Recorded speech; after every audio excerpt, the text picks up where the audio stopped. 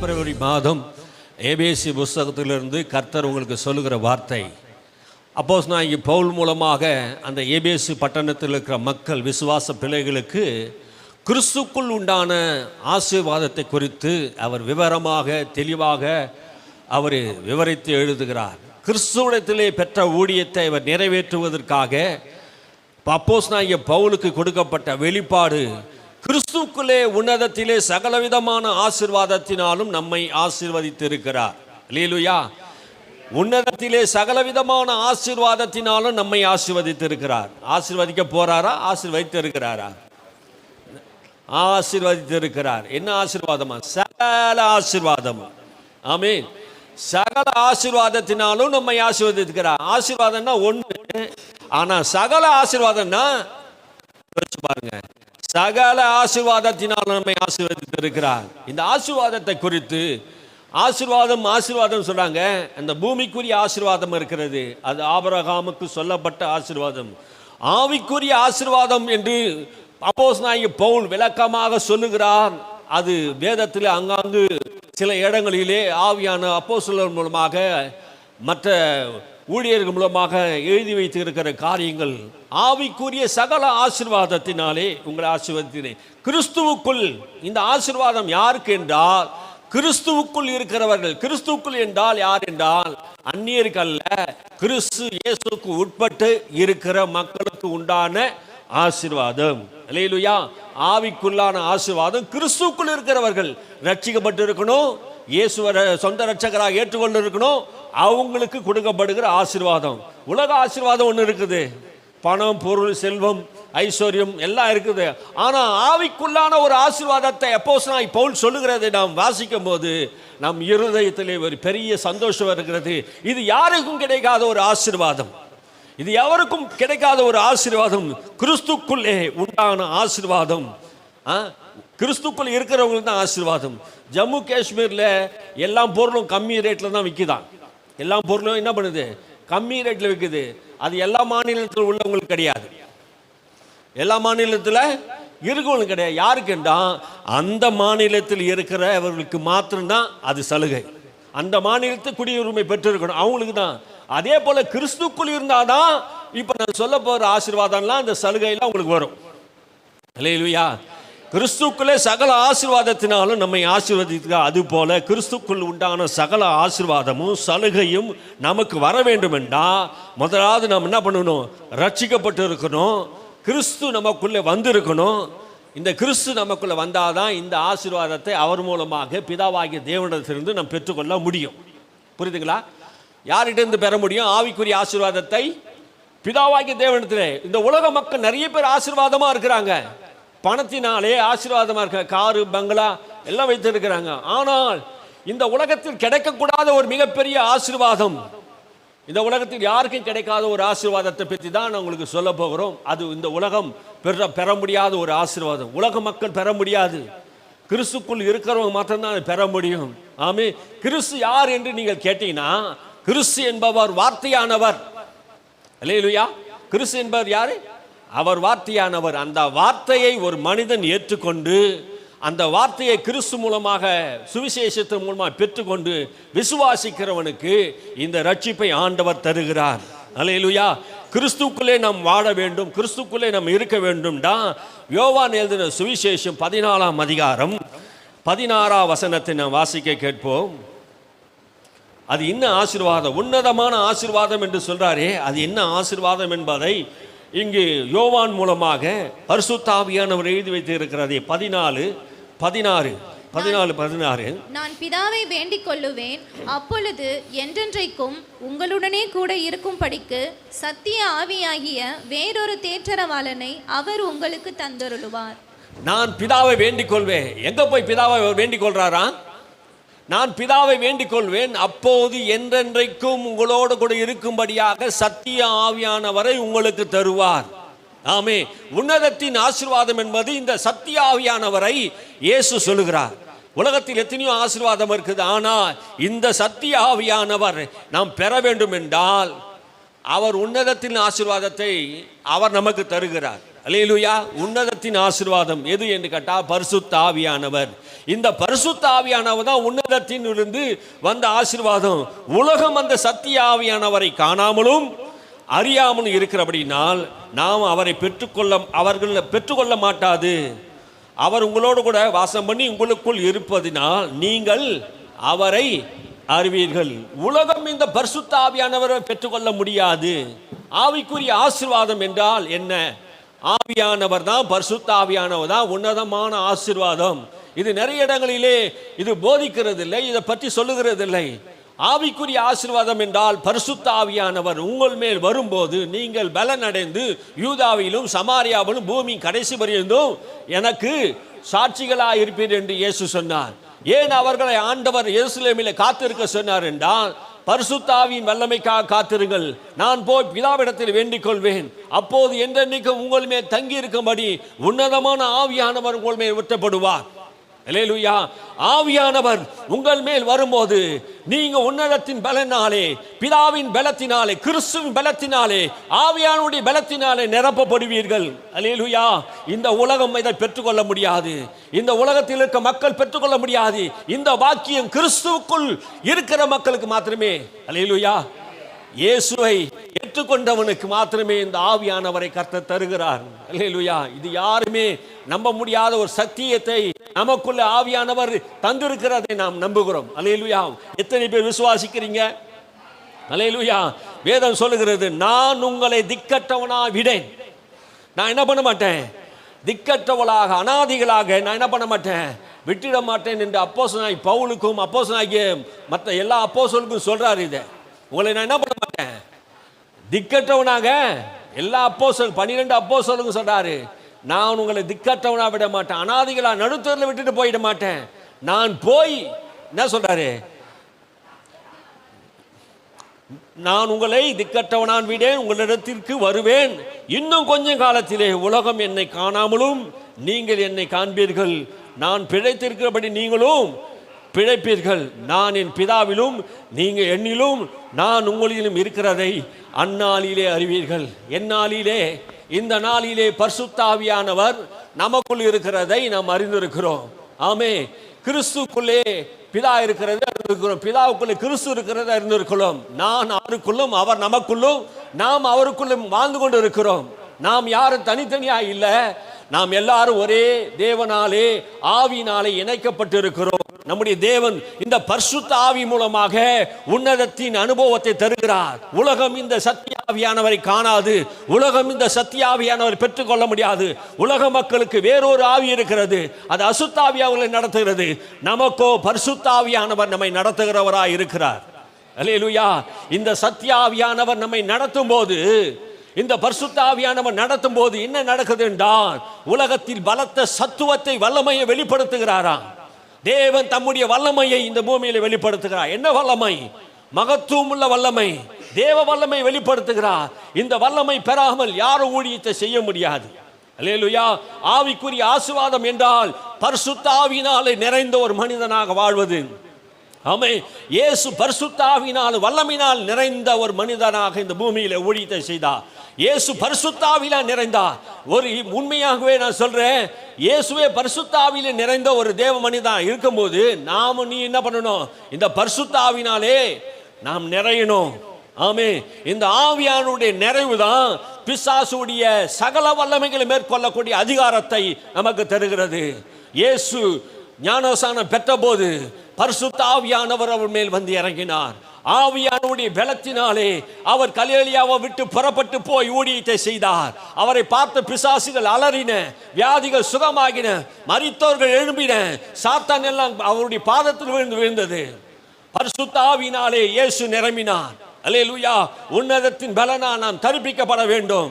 அப்போஸ்தலர்கள் நோஞ்சானுங்களா இருந்தாங்க, ஆனா ஆவியானுடைய பலன் வந்தபோது நீங்கள் கொலை செய்த அந்த இயேசுவை தேவன் மரித்தோரிலிருந்து எழுப்பினார் என்று பேதுரு சொல்றார். அல்லேலூயா. பலன் வருகிறது, சாட்சி சொல்லுகிறார்கள், கிறிஸ்துவின் சாட்சியை சொல்லுகிறார்கள். தேவனுடைய ராஜ்யத்தை கட்டுவதற்கு பரிசுத்த ஆவியானவர் சபையின் கண்காணிப்பா இருக்கிறார். ஆகினால் தான் பரிசுத்த ஆவியானவர் உன்னதத்திலிருந்து பிதாவினால் அனுப்பப்படுகிறார். இது இயேசு வேண்டிக் கொண்ட இந்த ஆவியானவர் உங்களுக்கு தருகிறார். அல்லேலூயா. நான் போகிறேன், நான் இந்த பூமியில் இருந்து உங்களுக்கு ஊழியத்தை செய்தது போல நான் பிதாவிடத்தில் வேண்டிக் கொள்வேன். என் பிதா உங்களுக்கு வாக்கு பண்ணின அந்த ஆவியானவரை உங்களுக்கு தருவார். அல்லேலூயா. பிதா வாக்கு பண்ணின ஆவியானவர், அல்லேலூயா, யோவேல் தீர்க்கதரிசினால் உரைக்கப்பட்ட ஆவியானவர் மாம்சமான இருக்கிற யாவு மேலேயும் என் ஆவியை ஊற்றுவேன் என்று சொன்னாரே. பெந்தகோஸ் நாளிலே பரிசுத்த ஆவியானவர் ஊற்றப்பட்டார். பரிசுத்த ஆவியானவர் ஊற்றப்பட்ட போது சாதாரண மனிதர்கள் அசாதாரண மனிதர்களாக மாறிட்டார்கள். அல்லேலூயா. சாதாரண மனிதர்கள் தேவ வல்லமையை வெளிப்படுத்தினார்கள். வியாதிகளை சுகமாக்கினார்கள், பிசாசுகளை துரத்தினார்கள், அசுத்தாவி கிரிகளை அடித்தார்கள், சாத்தானுடைய வல்லமையில் பிடிபட்ட யாவரையும் குணமாக்கினார்கள். தேவனுடைய பலத்த செய்கையாக அற்புதங்களாலும் அடையாளங்களாலும் கிறிஸ்துவின் நாமத்தை மகிமைப்படுத்தினார்கள். இந்த பரிசுத்த ஆவியினால் உண்டான வல்லமை இதை உலகம் பெற்றுக்கொள்ள முடியாது, இதை உலகம் அறிந்து முடியாது.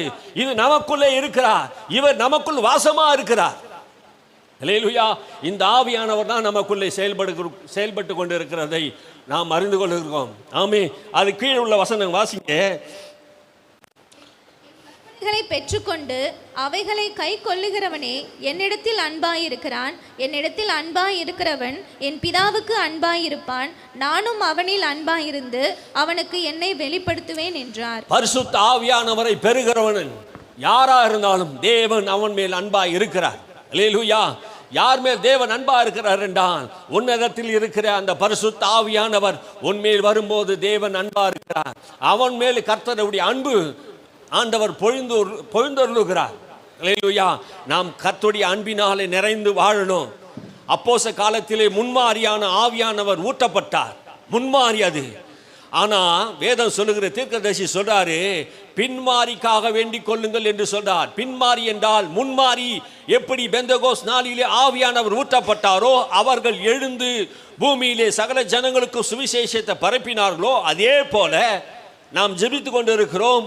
பின்மாரியை ஊற்றி கொண்டிருக்கிறார். ஆமே. நாம் ஜெபிக்கும் போது இந்த கடைசி நாட்களிலே யோவேல் தீர்க்கதரிசினால் உரைக்கப்பட்ட வார்த்தை நிறைவேறும்படி மாம்சமா இருக்கிற யாவர் மேலும் ஆண்டவர் ஆவியை ஊற்ற போகிறார். அதுதான் எழுப்புதல் என்று சொல்லுகிறார்கள்.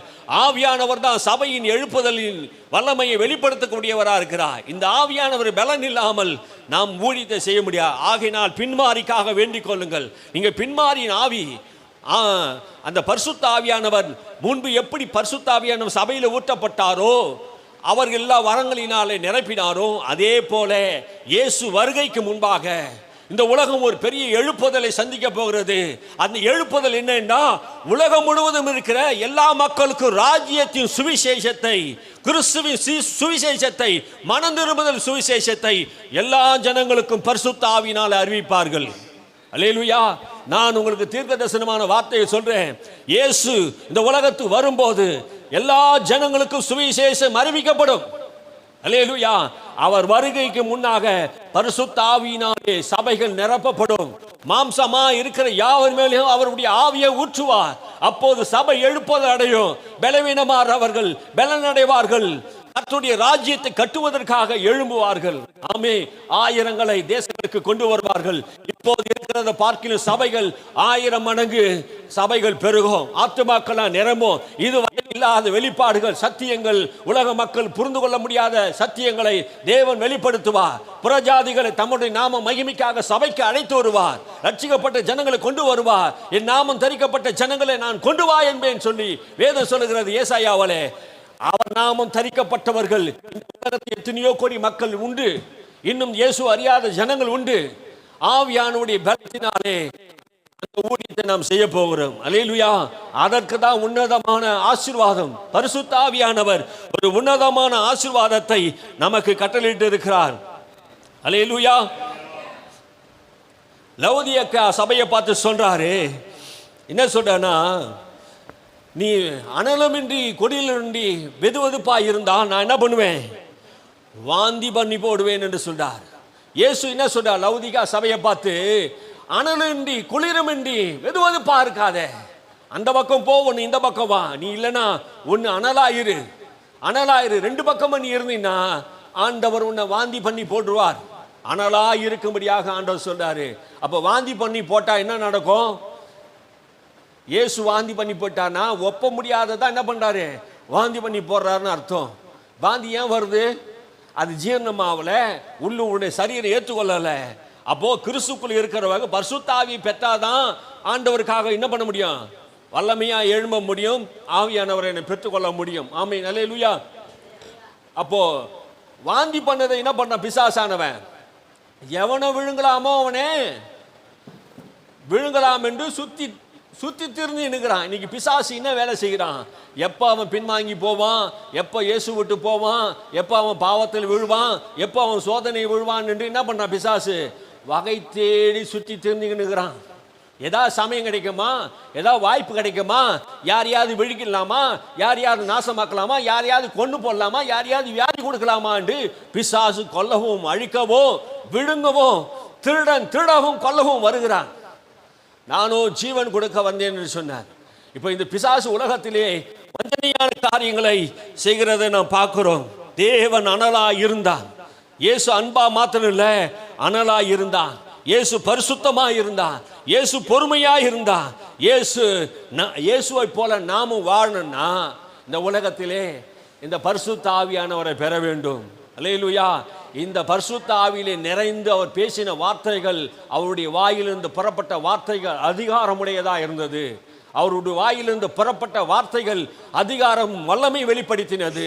அவர் பேசின போது மரங்கள் பட்டு போயிடுச்சு, கடல்கள் இயேசுவின் நாமத்தை அவர் சொன்ன போது என்ன நடந்தது? கடல் அமைதி ஆயிடுச்சு, காற்று அமைதல் ஆயிடுச்சு. அவர் வார்த்தையிலே அதிகாரமுடையவராக இருந்தார். அல்லேலூயா. பரிசுத்த ஆவியானவர் நமக்கு அதிகாரத்தை தருகிறார். என்ன அதிகாரம்? உன்னத அதிகாரம்.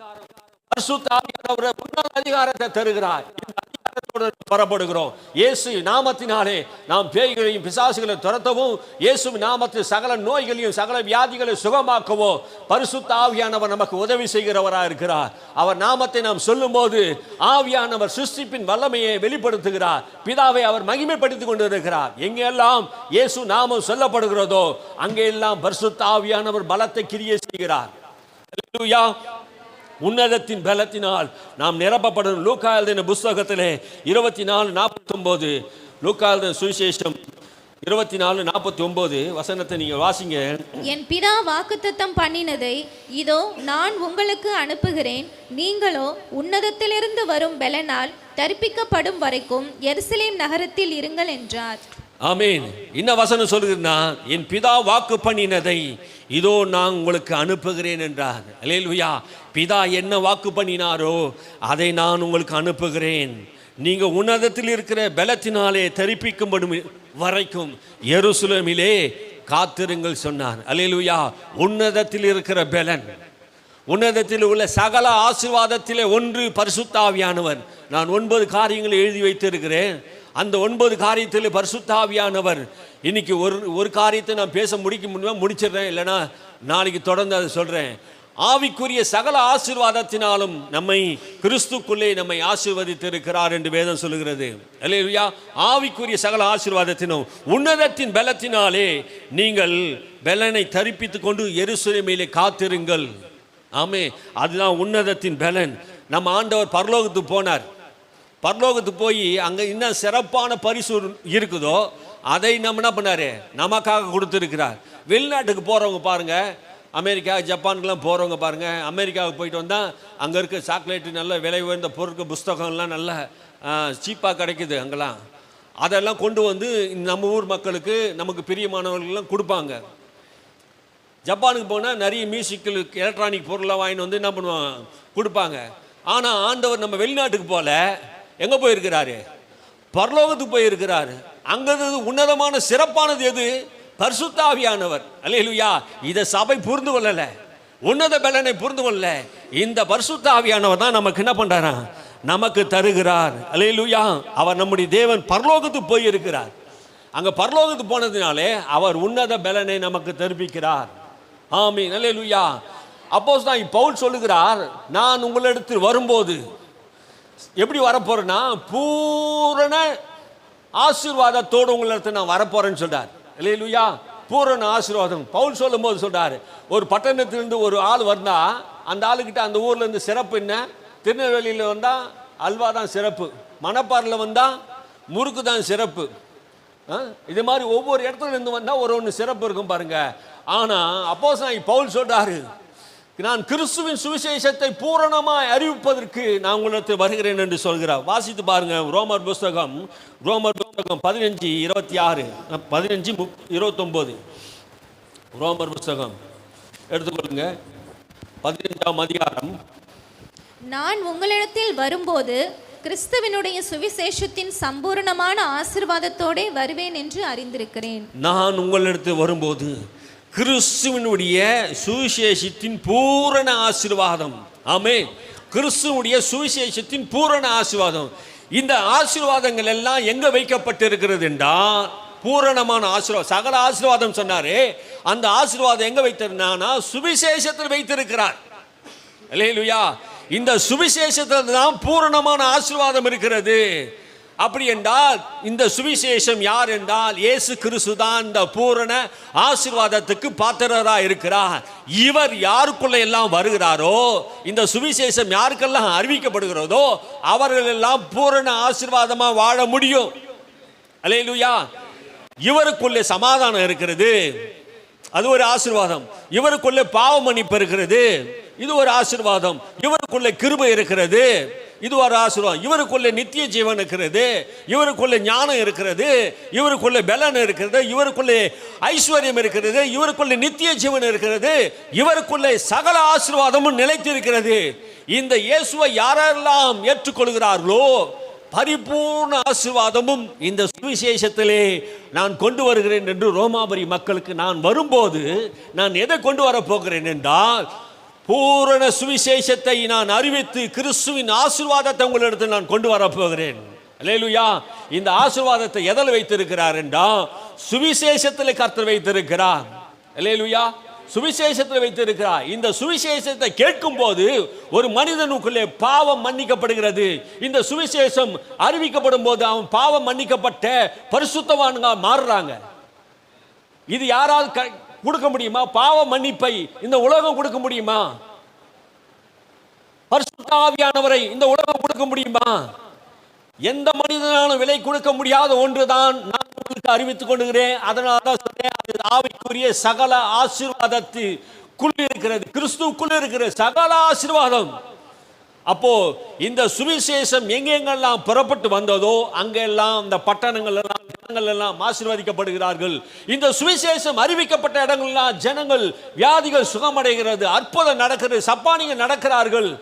எந்த பகுதியாக இருந்தாலும் கொலைகாரன் விபச்சார பகுதிகள் எல்லாம் மாற்றப்பட்டிருக்கிறது, சமுதாயம் மாற்றப்பட்டு இருக்கிறது, தேசங்கள் மாற்றப்பட்டு இருக்கிறது, கல்வி அறிவுகள் பெருகி இருக்கிறது, கெட்ட மனிதர்கள் நல்ல மனிதராக மாறி இருக்கிறார்கள்.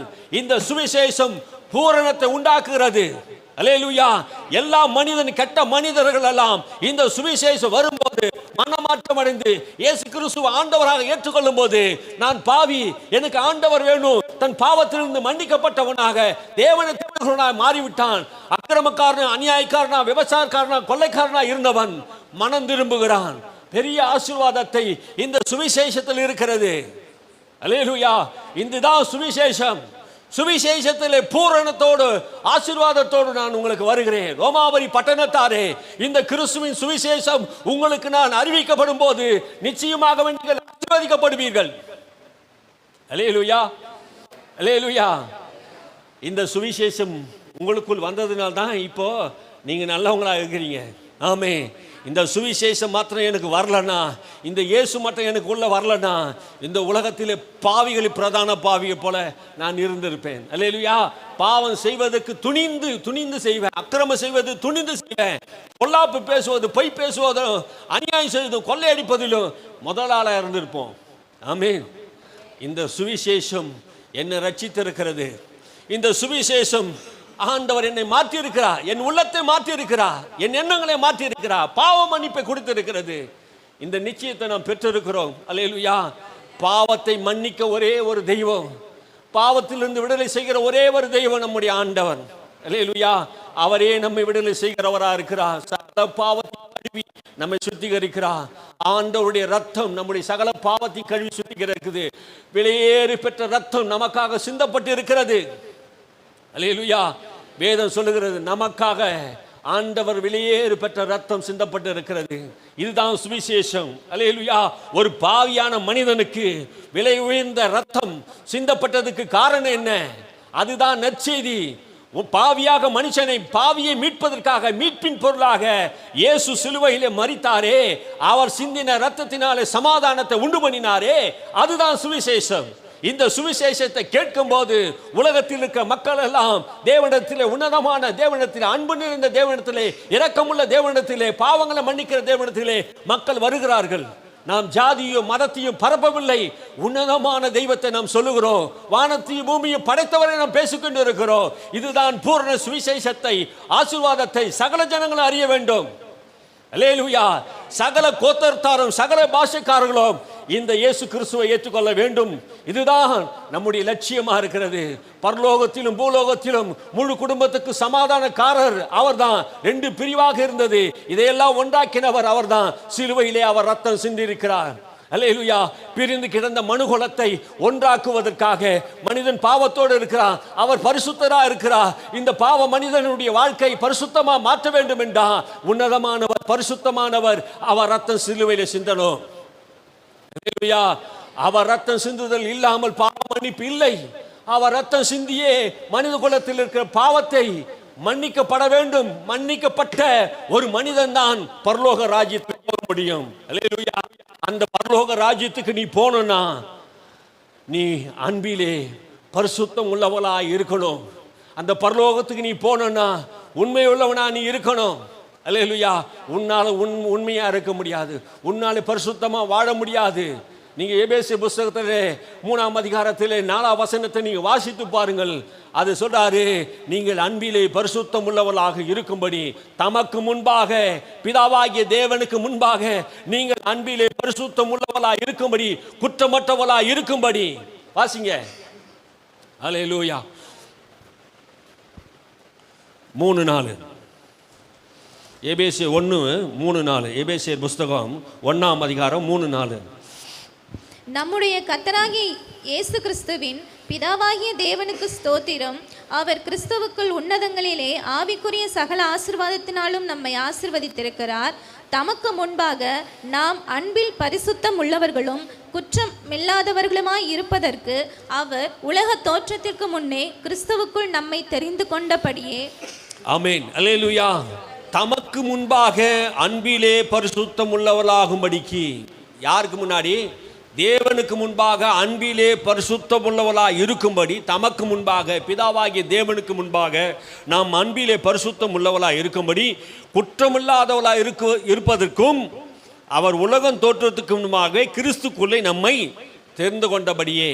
இந்த ரகசியத்தை சொல்றாரு. உன்னதத்தின் ஒரு ஆசீர்வாதம் எப்படி என்றா, அந்த ஆசீர்வாதம் எப்படி வருதுன்னா, நம்மை அன்பிலே பரிசுத்தம் உள்ளவர்களாக மாத்துறாராம். ஆமே. நமக்கு இருக்கிற அன்பு எது? மாயமுள்ள அன்பு, மனுஷரீகமான அன்பு, சுபாவ அன்பு. இந்த அன்பு தான் நமக்கு இருக்குது. ஆனால் உண்மையான அன்பு நமக்கு இல்லை. இந்த அன்பிலே நம் மாயமற்று இருந்த நம்மை தெய்வீக அன்பை நம் இருதயத்தில் ஊட்டுகிறாராம். அல்லேலூயா. தெய்வீக அன்பை எப்படி ஊட்டுகிறாராம்? பரிசுத்த ஆவியானவர் நம்ம வரும்போது இந்த தெய்வீக அன்பை நமக்குள்ள ஊட்டுகிறார். ரோமர் புஸ்தகம் 5ஆம் அதிகாரம் 5ஆம் வசனத்தை நீங்க வாசித்து பாருங்க. 5:5. ரோமர் புஸ்தகம் 5:5 வாசிங்க. மேலும் நமக்கு அருளப்பட்ட பரிசுத்த ஆவியினாலே தேவ அன்பு நம்முடைய இருதயங்களில் ஊற்றப்பட்டிருக்கிறபடியால் அந்த நம்பிக்கை நம்மை வெட்கப்படுத்தாது. மேலும் பரிசுத்த ஆவியானவர் நமக்கு கொடுக்கப்பட்டபடினாலே அவரும் பிதாவின் அன்பையும் குமாரனுடைய அன்பையும் ஆவியானுடைய அன்பையும் நம் இருதயத்திலே ஊற்றி இருக்கிறாராம். அல்லேலூயா. இந்த நம்முடைய அன்பு அல்ல, இது தேவ அன்பு. அல்லேலூயா. இந்த தேவ அன்பு நம் இருதயத்திலே ஊற்றப்பட்டு இருக்கிறது என்பதை பரிசுத்த ஆவியானவர் நம்முடைய இருதயத்தை நிரப்புகிறார். இந்த இருதயத்தை நிரப்பினதுனால இந்த தேவ அன்பு நமக்குள்ள இருக்கிறது. இந்த உலகத்தில் எது இன்னைக்கு நடந்தாலும் நான் என்ன பண்ண முடியாது, இந்த அன்பை விட்டு என்னை யாரும் என்ன பண்ண முடியாது, பிரிக்க முடியாது.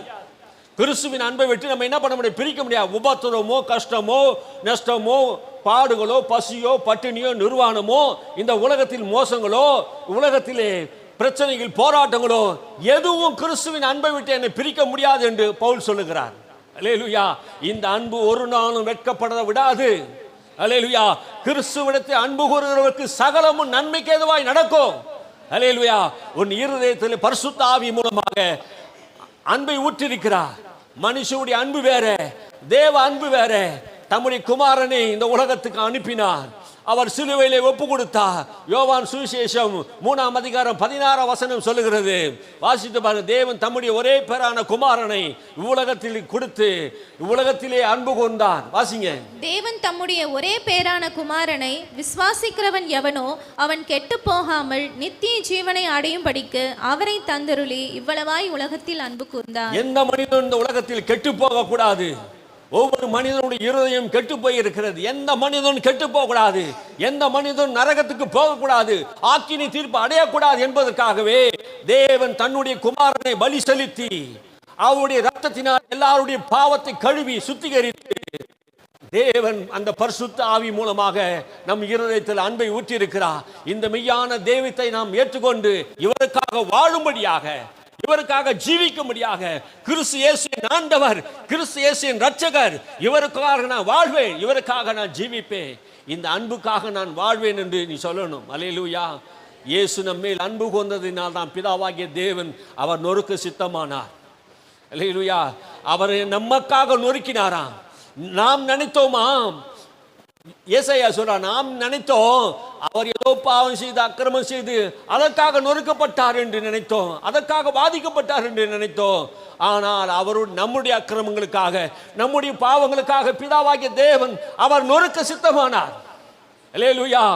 தேவன் இந்த உலகத்தில் அன்பு கொண்டார். எப்படி அன்பு கொண்டார் என்றால், தன்னுடைய குமாரனை மனுகுலத்தை பாவம் செய்த அக்கிரமம் செய்த பின்வாங்கி போன தேவன் வேண்டாம் என்று சொல்லி தேவனுடைய வார்த்தையை மீறி மனுகுலத்துக்காக தன் சொந்த குமாரனை கொடுத்து அன்பு கொண்டார். அல்லேலூயா. அதுதான் தேவ அன்பு. அந்த அன்பு ஒரு நாளும் வெட்கப்படுத்தாது. இயேசுவை நம்புகிற தேவன் அன்பாகவே இருக்கிறார். இயேசுவை நம்புகிற எந்த மனிதனுக்கும் சரி அந்த அன்பை ஒரு நாளும் உன்னை வெட்கப்படுத்தாது. எப்ப வெட்கப்படுத்தாது என்றா, இந்த உலகம் ஒரு நாள் முடிவடைய போகிறது. இந்த உலகம் ஒரு நாள் முடிவடைய போகிறது. இந்த உலகத்தில் இருக்கிற மக்கள் எல்லாம் ஒரு நாள் மண்ணோட மண்ணா போக போறாங்க. அவனுக்கு மரணம் வரும். ஆனால் உலகத்திலே நியாயம் தீர்க்கப்படும் போது எல்லாரும் பூமியில வெட்கப்பட்டு போய் கொண்டிருப்பார்கள். அவர் மேல் நம்பிக்கையா இருக்கிற மனுஷன் ஒரு நாள் வெட்கப்பட போக மாட்டான். அல்லேலூயா. நீங்கள் இயேசுவை ஏற்றுக்கொண்டதினாலே அந்த நம்பிக்கை ஒரு நாளும் உன்னை வெட்கப்படுத்தாது. அல்லேலூயா. கிறிஸ்துவை நம்பும் போது நம்முடைய வாழ்க்கை அந்த நம்பிக்கையை தேவன் மேல் வைக்க வேண்டும். எங்கள் நம்பிக்கை எங்கள் தேவன் மேலே நாங்கள் வைத்திருக்கிறோம். மனுஷரை நம்புவதை பார்க்கிறோம். கிறிஸ்து மேலே நம்பிக்கையா இருக்கிற மனுஷன் பாக்கியவானா இருக்கிறான். அல்லேலூயா. இந்த ஆவியானவரை நாம் பெற்றுக்கொண்டு ஒவ்வொரு நாளும் அவருடைய சித்தத்தை நாம் செய்கிறவளாய் இருக்க வேண்டும் என்று வேதம் சொல்லுகிறது. அல்லேலூயா. பரிசுத்த ஆவியானவர் நம்மிடத்தில் வரும்போது நாம் பலன் அடைகிறோம். பவுல் வரும்போது இதை கொடுத்து சொல்றாரு, கிறிஸ்துவுடைய சுவிசேஷத்தை நான் சம்பூர்ணமாக ரோமாபுரி மக்களுக்கு நான் அறிவித்து வருகிறேன். ரெண்டாவது சொல்லுகிறார் கிருபை. கிருபை பற்றி நான் பேசணும்னா முடிவடையாது, டைம் ஆயிடுச்சு. ஆமென். அல்லேலூயா. கிருபை பற்றி பரிசுத்த ஆவியானவரே நான் இன்னும் முடிக்கல, ஆனால் கிருபை பற்றி பேசினா முடியாது. அல்லேலூயா. கிருபை என்ன செய்கிறது? ஏற்ற காலத்திலே சகாயம் பெறவும் ஆண்டவர் நமக்கு என்ன தராதான்? கிருபையை தரா. ஏற்ற காலத்திலே சகாயம் பெறுவ. நாம் ஒரு காலத்திலே சகாயம் இல்லாது இருந்தோம். கர்த்தர் நமக்கு என்ன பண்றாராம்? ஏற்ற காலத்திலே சகாயத்தை பெற அப்போஸ்தலன் பவுல் சொல்றான், இரக்கத்தை பெறவும் ஏற்ற காலத்தை கிருபை அடைவோம், அவருடைய கிருபாசனத்தாண்டை நாங்கள் தைரியமாய் போவோம். கிருபாசனம். அல்லேலூயா. இரண்டாவது ஒரு ஆசீர்வாதம். முதல் ஆசீர்வாதம் என்ன? பரிசுத்த ஆவியானவர். இரண்டாவது ஆசீர்வாதம் என்ன? பாவ மன்னிப்பு. மூணாவது என்ன சொல்றேன்? கிருபை. இப்போ இந்த கிருபை யாருன்னா எங்கேயாவது வாங்க முடியுமா? சொல்லுங்க. பாவ மன்னிப்பு எங்கன்னா வாங்க முடியுமா? அதுதான் உன்னதத்தின் ஆசீர்வாதம் சொல்றது. புரியுதுங்களா? இன்னும் நிறைய இருக்குது. அதுதான் உன்னதத்தின் ஆசீர்வாதம். பரிசுத்த ஆவியானவர் நம்மிடத்தில் வருகிறார். பிதாவை வேண்டிக் கொள்ளும் போது அவர் நமக்கு தராரு. ரெண்டாவது பாவ மன்னிப்பு. அன்பிலே பரிசுத்தமாய் நம்மை கர்த்தர் மாற்றுகிறார். இந்த ஆவியானவர் வரும்போது நம்ம அன்பிலே பரிசுத்தம், மாயமில்லாத அன்பிலே நம்ம நடத்துகிறார். இந்த உலகத்தில் இருக்க எல்லா மனுஷனும் மாயமுள்ள மனிதர்கள். அவனுடைய அன்பெல்லாம் மாயமான அன்பு. உலகத்தினுடைய அரசியல்வாதியோட அன்பெல்லாம் எப்படி இருக்குது? மாயமுள்ள அன்பு. கிறிஸ்துவுடைய அன்பு எப்படி இருக்குது? இன்னைக்கு நிறைய பேருடைய அன்பு மாயமுள்ள அன்பா இருக்குது. அதனால தான் ரோமர் புஸ்தகத்திலே 12ஆம் அதிகாரத்தை சொல்றாரு, உங்கள் அன்பு மாயமற்றதா இருப்பதாக. மாயம் அப்படின்னா என்ன அர்த்தம்? மாயம்னா என்னது? மாயம் என்னங்க? மாயம் அப்படின்னு என்ன அர்த்தம்? சும்மா பொய்யான காரியம். அன்பு காட்டுறது போல நம்ம என்ன பண்ணக்கூடாது? நடிக்கக்கூடாது என்பதை அப்போஸ்தலன் பவுல் சொல்றார். இன்னைக்கு ஒரு மனுஷனை நான் போய் பார்த்தேன், அவர் கை கொடுத்து சோத்திரம் பண்ணா, அவர் பேசின வார்த்தையை பார்த்தேன், எனக்கு ஒரு மாதிரி ஆயிடுச்சு. அன்பு இல்லை. அன்பு இல்லாமல் நடக்கிற தன்மைகள். அன்பு சகல பாவத்தையும் என்ன பண்ணுது? மன்னிக்கும், சகலத்தையும் தாங்கும். கண்ட சகோதரத்தை அன்பு கூறாதும் காணாத தேவனிடத்தில் அன்பு கூற முடியாது. தேவன் நம்முடைய இருதயத்தில் அன்பை ஊற்றி இருக்கிறார். அல்லேலூயா. நாம் மாயமற்றவளாக இருக்கும். இயேசுடைய அன்பு மாயமற்றதாக இருந்தது. தன்னை காட்டி கொடுத்த யூதாஸ் காரியத்தை அவர் என்ன செய்தார்? யூதாஸ் காரியத்தை ஆமென் மன்னித்தார். பேதுருவை சபித்தவனை மன்னித்தார். குத்தினவனை சாட்டையில் அடித்தவனை மன்னித்தார். அப்போ இந்த அன்பு தெய்வீக அன்புக்கும் மனுஷரிக அன்புக்கும் வித்தியாசம் இருக்குது. இந்த பரிசுத்த ஆவியானவர் வரும்போது, இந்த அன்பு நமக்குள்ள வரும்போது, நமக்கு எதிராக செய்கிற எல்லா மனுஷனையும் நம்ம மன்னிக்க முடியும் எளிதா. ஆமென் அல்லேலூயா. இந்த அன்பு நமக்குள்ள ஊற்றப்படும் போது, ஸ்தேவான கல் இருந்து அடிச்ச என்ன பண்றாங்க? கொல்றாங்க. அடின்னு அடிச்சு கொல்றாங்க. அவன் ரத்தம் வழிஞ்சு அந்த இடத்துல செத்து போற நேரத்தை சொல்றான், பிதாவே இவளுக்கு மன்னின்னு சொல்றான். இது யாரால முடியுமா? இதுதான் தெய்வீக அன்பு சொல்றோம். ஆமே. ஒருத்தர் நமக்கு விரோதமா பேசிட்டாலே நம்ம என்ன பண்ணுவோம்? அவனை ஒன்றும் இல்லாத ஆக்கிடுவோம். அதுதான் நம்மளுடைய அன்பு. ஆனா தெய்வீக அன்பு மன்னிக்கிற அன்பு. ஒரிசாவில் கிரகாம் ஸ்டைல் ஒரு 15-18 வருஷத்துக்கு முன்னாடி கிரகாம் ஸ்டைலுங்கிறவர் மிஷினரியா வந்து ஊழியத்தை செய்தார். அந்த மக்களுக்கு ஊழியத்தை சுவிசேஷத்தை அறிவித்தார். அவருடைய இருதயம் தேவ அன்பினால் நிறைந்திருந்தது. என்ன செய்ததா தெரியுமா? குஷ்டரோகிகளுக்கெல்லாம் என்ன பண்ணாரு? தொடைச்சி புண்ணுகளை ஆற்றி மருந்து போட்டு தன் சொந்த செலவினாலே மருத்துவம் உண்டாக்கி கிராமமாக பட்டணமாக போய் எல்லா மக்களுக்கும் என்ன பண்ணாரு? சுவிசேஷத்தை சொல்லி புண்ணுகள்லாம் தொட்டு சுகமாக்கினார். ஆனால் அந்த மனிதர் என்ன செய்தாங்க தெரியுமா? அவருக்கு விரோதமாக எழும்பி அவங்க 3 பேரையும், பிலிப்பு, திமோத்தியோ, அவங்க பிள்ளைங்க 2 பேர், அவங்க அப்பா எல்லாரையும் தீயில வச்சு அப்படியே ஜீப்பை வச்சு என்ன பண்ணாங்க? எரிச்சிட்டாங்க. எரிச்சு சாகச்சிட்டாங்க. ஆனால் அந்த அம்மா பேர் எனக்கு சரியா ஞாபகம் இல்லை. அவங்க கோர்ட்டில் போய் கேட்குறாங்க, இவங்களுக்கு நாங்கள் தண்டனை வாங்கி கொடுக்குறேன்னா சொல்கிறாங்க, நீங்கள் தண்டிக்க தேவையில்ல, கிறிஸ்து அவர்கள் மன்னித்தது போல் நான் என்ன பண்ணுறேன்? மன்னிக்கிறேன்னு சொல்லிட்டு மன்னிச்சு விட்டாங்க. எவ்வளோ பெரிய அன்பு பாருங்க. தவறு செய்தவர்கள், குற்றம் செய்தவர்கள் என்ன பண்ண மன்னிக்கிறது. தெய்வீக அன்பு. நாம் தெய்வீக அன்பு நமக்குள்ள வரும்போது தான் நம்ம என்ன பண்ண முடியும்? குற்றங்களை மன்னிக்க முடியும். அல்லேலூயா. ஒரு கிறிஸ்துவனாலே யாரையும் பகைச்சு இருக்க முடியாதுங்க. கொஞ்சம் காலம் தான் நம்ம பகைச்சு இருக்க முடியும். யாருமே நமக்கு எதிரி கிடையாது. பிசாசு தான் நமக்கு எதிரி. அதை நம்ம புரிஞ்சுக்கணும். இந்த ஆவியா நம்ம இருதயத்தை ஊற்றப்படும் போது நம் சத்துருக்களை நேசிக்கும்படியாக ஆண்டவர் சொல்லி இருக்கிறார். அல்லேலூயா. நான் பூரண சர்க்குணனா இருக்கிறது போல நீங்களும் என்ன பண்ணுங்க? பூரண சர்க்குணராய் இருங்கள். அப்படின்னா என்ன அர்த்தம்? நான் மன்னிக்கிறது போல நீங்களும் மன்னிங்க. நான் மன்னிக்கிறது போல கிறிஸ்துவின் அன்பை நீங்க என்ன பண்ணுங்க? வெளிப்படுத்துங்க. ஆமே. கிறிஸ்துவை போல வாழ்வதற்காக இந்த அன்பு நமக்கு ஊற்றப்பட்டு இருக்கிறது. கிறிஸ்து மன்னித்தார், இரக்கம் செய்தார், அன்பு காட்டினார், நேசித்தார். ஆகினால் தான் பரிசுத்த ஆவினால் நிறைந்தார். இந்த அன்பு நம்மை ஒரு காலம் வெட்கப்படுத்தாது. நீ செய்த நன்மைக்கு விரோதமா யாரா தீமை செய்தா நீங்க ஒண்ணும் பண்ண தேவையில்ல, மனுஷருக்காக சோத்திரம் பண்ணுங்க. அல்லேலூயா. நீங்க சோத்திரம் பண்ணதுனால அதுதான் உங்களுக்கு தகும். அல்லேலூயா. என்ன சொல்றாரு பவுல்? என்ன சொல்ல வராரு? நம்முடைய கர்த்தராகிய இயேசு கிறிஸ்துவின் பிதாவாகிய தேவனுக்கு சோத்திரம். எதற்காக பிதாவாகிய தேவனை சோத்திருக்கிறாரு? ஏன் கர்த்தரை சோத்திருக்கிறாரு? உன்னதத்தில் உள்ள சகல ஆசீர்வாதத்தை நமக்கு தந்ததினாலே சோத்திருக்கிறார். அல்லேலூயா. சகல ஆசீர்வாதத்தினால நம்மை ஆசீர்வதித்திருக்கிறார். சகல ஆசீர்வாதம் கிறிஸ்துக்குள்ளே பரிபூர்ணமான ஆசீர்வாதத்தினாலே நம்மை ஆசீர்வதித்து இருக்கிறார். பரிபூர்ணமான ஆசீர்வாதம். அதற்காக சோத்திரம் பண்ணணும். எதற்காக சோத்திரம் பண்ணணும்னா ஜபம் வேற, சோத்திரம் வேற. பாருங்க, கொடுக்கப்பட்டதுக்காக என்ன பண்ணணும்? சோத்திரம் பண்ணணும். தேவன் எதையெல்லாம் உங்களுக்கு கொடுத்திருக்கிறாரோ அதற்காகலாம் நீங்க என்ன பண்ணணும்? டெய்லியும் ஸ்தோத்திரம் பண்ணணும். எதெல்லாம் உங்களுக்கு கிடைக்கலையோ அதற்காக விண்ணப்பம் பண்ணி ஜெபம் பண்ணணும். அல்லேலூயா. உன்னதத்திலே சகல ஆசீர்வாதத்தினால கிறிஸ்து நம்மை ஆசீர்வதிக்கிறார். நம்முடைய பிதாவாகிய தேவனாலும் கர்த்தராகிய இயேசு கிறிஸ்துவினாலும் உங்களுக்கு கிருபையும் சமாதானமும் உண்டாகட்டும். அல்லேலூயா. கிருபை சமாதானம் இது ரெண்டும் ஒன்று சேர்ந்துதான் இருக்குங்க. கிருபை வந்துச்சுன்னா சமாதானம் வந்துடும். அல்லேலூயா. அந்த கிருபை ஒரு மனிதனுக்கு தேவை. எதை பெற்றுக்கொண்டாலும் பெறாவிட்டாலும் போனாலும் இந்த கிருபை வேணும். இந்த கிருபை பெற்றுவிட்டால் கர்த்தரிடத்திலிருந்து சகல ஆசீர்வாதம் நன்மையும் நாம் அவரிடத்தில் பெற முடியும். கர்த்தருடைய கண்களில் இருந்து நோவாக்கு கிருபை கிடைத்தது. நோவாக்கு கிருபை கிடைத்தது நம்ம படிச்சுட்டா போதாதுங்க. நோவாக்கு ஏன் கிருபை கிடைச்சது? இந்த பூமியை நான் என்ன பண்ணுவேன்? நிர்கரகம் பண்ணுவேன், அழித்து போடுவேன் என்று கர்த்தர் சொல்லியிருந்தார். ஆனா அழிவு உண்டாயிச்சா? யாருக்கு அழிவு உண்டாச்சு? உலகத்துக்கு அழிவு உண்டாயிடுச்சு. ஆனா யாருக்கு அழிவு இல்லை?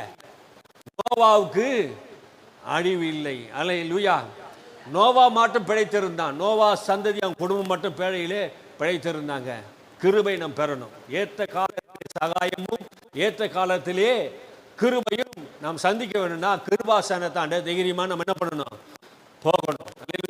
கிருபாசனத்தாண்ட எல்லா மனுஷனும் போகணும். அந்த கிருபாசனம் யாரு? இயேசு கிறிஸ்து தான் அந்த கிருபையை கொண்டு வந்தார். மோசே நியாயப்பிரமாணத்தை கொண்டு வந்தார். இயேசு எதை கொண்டு வந்தாரு? எதை கொண்டு வந்தார்? கிருபை கொண்டு வந்தார். அந்த கிருபைக்குள்ளதான் சகல ஆசீர்வாதமும் நிறைந்திருக்கிறது. ஆமே. அந்த கிருபை தான் இயேசு. ஆமே.